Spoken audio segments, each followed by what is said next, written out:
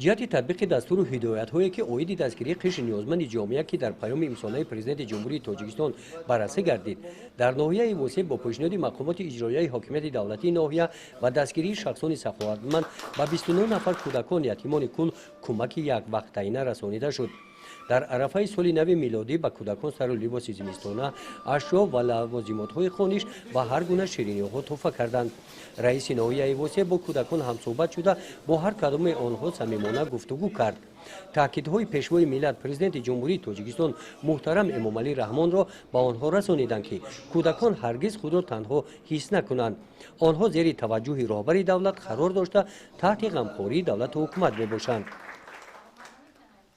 زندگی یتیم بسا مشکل است، اما انسان همه درد بیکسی را تحمل میکند.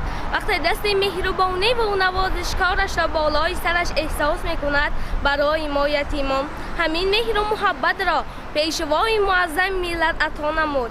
من شخصا از لحظه به آستانه مکتب پا نهادنم احساس کردم که تنها نیستم.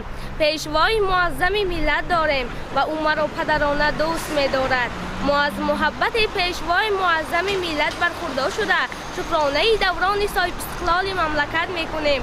شکرانه میکنیم که چنین پیشوای معظم ملت داریم. در این روز همچنین از جانب شعبه وزارت کارهای داخلی در ناحیه واسع و مرکز بودوباش روزانه ستاره کی باشندگانش کودکان امکاناتی محدود داشته میباشند کمک‌های یک وقتینه از قبیل موادهای غذایی و تحفه‌های عیدانه قند و شیرینی‌ها آورده به کودکان رسانیده شدند.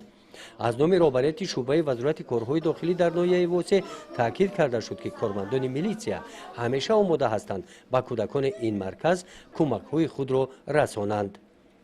گزارش خواجه نظریف خدای نظر ظهوروف از ناحیه واسع برای برنامه اطلاعاتی نوید.